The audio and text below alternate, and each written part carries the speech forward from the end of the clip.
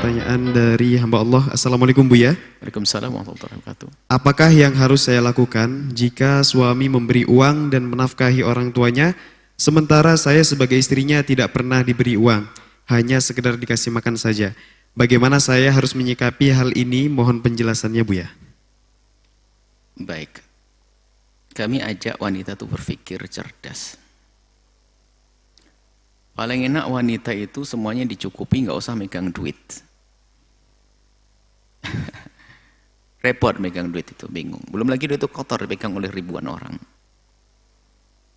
Artinya kalau Anda sudah dicukupi urusan rumah tangga Anda, nggak pantas Anda menuntut apapun. Adapun suami Anda jika memberikan kepada ibundanya uang, karena ibundanya bukan sekedar perlu dikasih makan. Karena bisa jadi dia ingin memberikan uang saku kepada cucu-cucunya. Adapun Anda perlunya hanya untuk makan. Anda di bawah naungan suami.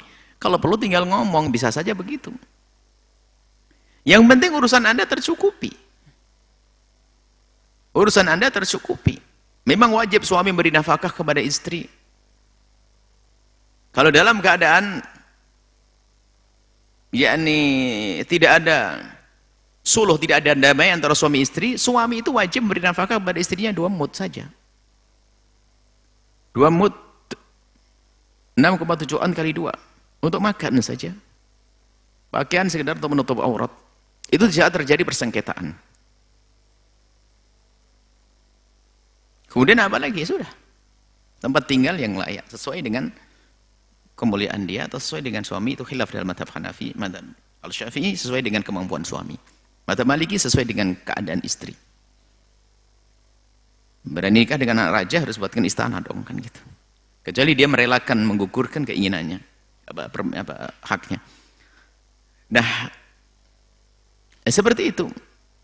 Cuman jangan setelah baca kitab fikih nanti, ya ini kan berdasarkan fikih. Makanya kami nasihatkan kepada suami ini, barangkali yang ngasih istrinya makan saja. Barangkali dia membaca fikih salah. Suami istriku harus aku beri 2 mud saja deh, kasih makan saja, yang lain enggak. Nah, ini terlaluan. Itu adalah dalam keadaan sengketa, misalnya suami pelit amat, tidak pernah ngasih nafkah pada istri, maka hakim boleh memaksa mengambil hartanya 2 mud setiap hari.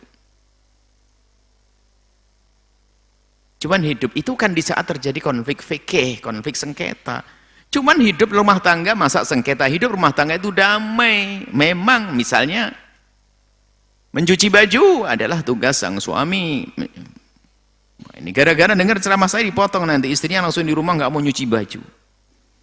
Suaminya, kenapa? Dalam fikih nyuci baju tugasmu sendiri, wahai suamiku, bukan aku. Suaminya langsung balas, kalau begitu 2 mud, nggak ada tambahannya. Jadi dalam hidup itu sudah istri, suami memberikan nafkah tidak hanya 2 mud, imbalannya apa nanti? Istri dengan sukarela juga tiba-tiba mencucikan baju suaminya. Menanak nasi tugas suami kok, istri tinggal makan saja. Tapi karena suaminya juga memberikan lebih, tiba-tiba istri juga menanak nasi. Hidup tuh begitu, bukan pakai tuntut-tuntutan. Tuntut kan repot nanti rumah. Istri yang nggak mau nyuci, karena dalam fikih saya tidak perlu mencuci. Oh, baik-baik, 2 mud nih, makan kau. Tidak mau nyapu. Itu adalah, nah, kenapa di fikih disebut begitu?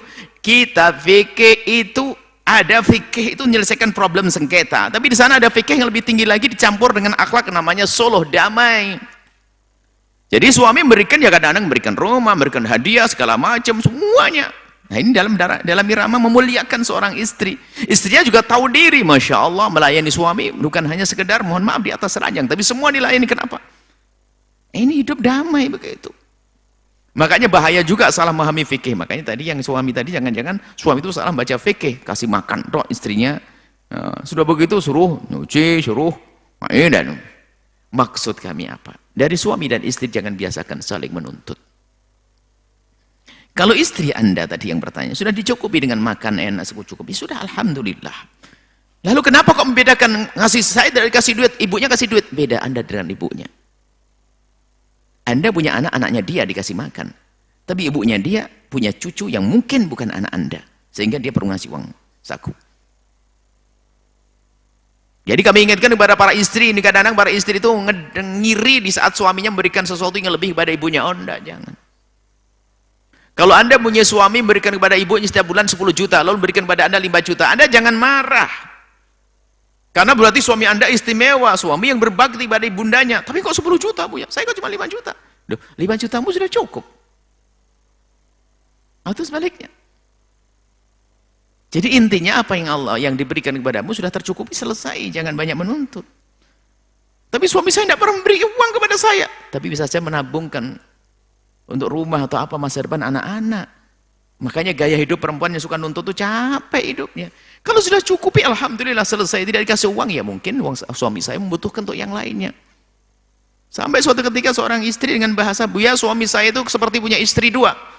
Maksudnya, setiap gaji dibagi 2, separuh buat ibunya, separuh buat saya. Ya terserah, suka-suka loh. Untukmu cukup gak? Ya cukup, ya sudah. Ini pada wanita jangan biasa menuntut begitu, tidak indah. Karena suamimu sampai kapanpun gak akan putus dengan ibundanya sama ayahandanya. Bahkan kalau adiknya menjadi fakir, di bawah naungan suami kok. Anak laki-laki, makanya kenapa dalam pembagian waris itu mendapatkan lebih? Karena apa? Seandainya ada masalah, tanggung jawabnya gede. Laki-laki punya saudara 4, perempuan semuanya. Bapak ibu masih hidup. Kalau ternyata semua jatuh miskin, ternyata semua nafkahnya jatuh kepada sang laki-laki. Baik tuh. Tapi kalau anak laki-lakinya fakir, nggak jatuh kepada adik perempuannya, enggak. Makanya kenapa waris juga dibedakan oleh syariat, karena di situ ada makna tanggung jawab yang panjang. Maka seorang istri jangan main tuntut. Suamimu tuh punya kewajiban banyak kepada ibundanya, kepada ayahanda harus nafkahi, kepada adiknya. Bahkan kalau adiknya punya anak, jadi di bawah naungannya juga. Ya itu. Di sisi lain, wahai para suami, kalau sudah sama istri jangan pakai hitung-hitungan amat deh, pelit pakai 2 mut, ini kelebihannya, ini. Hidup yang indah, suami pelit banget. Ada seperti itu, beli nasi bungkus, pulang ke rumah 1 makan sendiri ngadep ke pojok kamar. Istrinya tidak dikasih. Ada begitu tuh, kok teganya. Yang salah sang istri, kenapa mau nikah dengan dia? Orang pelit begitu. Cuman ada kadang orang semacam ini ya.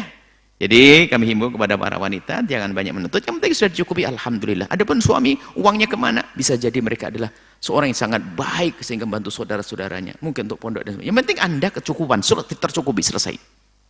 Makna tercukupi ya bukan harus standarnya orang kaya ini. Pokoknya menurut kampung saya wajar tercukupi. Saya tidak kurang makan. Selesai. Allah a'lam bishawab.